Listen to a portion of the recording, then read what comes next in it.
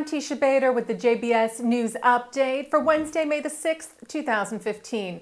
With the deadline of midnight tonight to form a new government, and after coalition talks went into the night late last night in Israel, Israeli Prime Minister Benjamin Netanyahu reportedly agreed today to appoint Bayit HaYehudi Jewish Home Party MK Ayelet Shaked as Justice Minister, a condition the party's leader Naftali Bennett had given to them joining the Netanyahu coalition.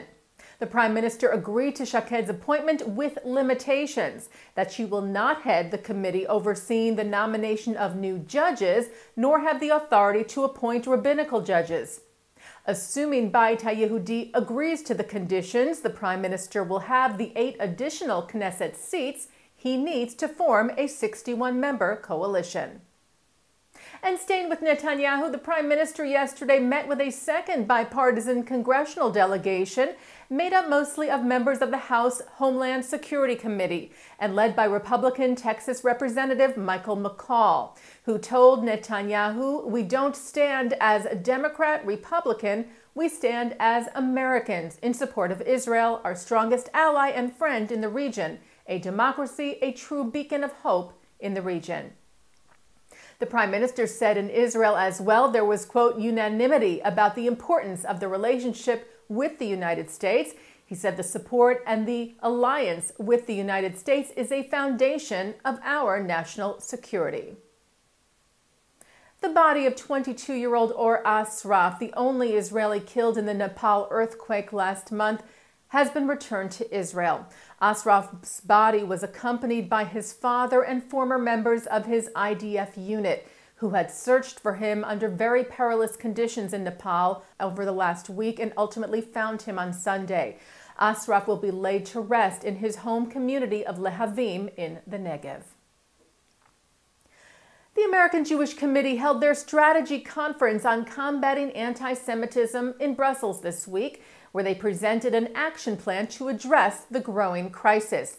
The plan calls on European governments to make the fight against anti-Semitism an urgent priority and lays out specific steps to take, including providing security for Jewish institutions and communities, educational programs, fighting anti-Semitism on the internet and in social media, and recognizing that efforts to denigrate Israel are often a cover for anti-Semitism.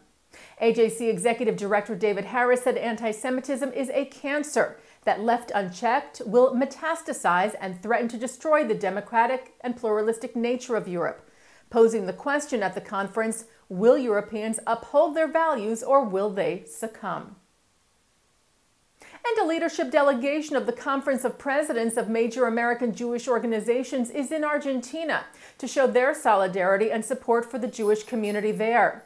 The delegation called for an end to the long delays in bringing to justice those responsible for the 1994 and 1992 bombings of the AMIA Jewish Center and the Israeli Embassy in Buenos Aires, respectively, and for a thorough investigation into the death of Jewish Argentine Special Prosecutor Alberto Nisman, who was found dead of a gunshot wound to the head on January the 15th of this year, the day before he was set to present his findings into the AMIA bombing to Parliament.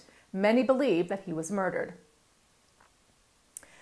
Veteran entertainer pop star Dionne Warwick is scheduled to perform later this month in Israel, and she told the press today she'll be there. Following the cancellation of a concert by singer Lauryn Hill earlier this week, Warwick released a statement to the media today saying she will not cave to pressures from the BDS, Boycott, Divestment, and Sanctions movement, stating she would, quote, never fall victim to the hard pressures of Roger Waters from Pink Floyd or other political people who have their views on politics in Israel, adding that art has no boundaries. Waters, a very vocal Israel critic, has over the years tried to pressure artists to not perform in Israel, including most recently British pop singer Robbie Williams, who performed last weekend in Tel Aviv. Warwick will take the stage of the Menorah Mivtachim Arena in Tel Aviv on May the 19th. And there is early talk now of American rock band Bon Jovi possibly coming to Israel to perform at the end of the summer. Ynet reports, citing unnamed sources, that early discussions have begun to bring the Jersey Rockers to Israel in September, If that in fact happens, it would be their first time performing in the country. And turning now to our programming for tonight, Wednesday, May the 6th. At 7 o'clock, Sigmund Rolat, who helped create the Museum of the History of Polish Jews in Warsaw, tells his personal story of tragedy and survival when the Germans invaded Poland. At 9, Mark Golub sits down with the host of JBS's Thinking Out Loud, Micah Halpern, who gives his perspective on American media and the state of American Jewry today.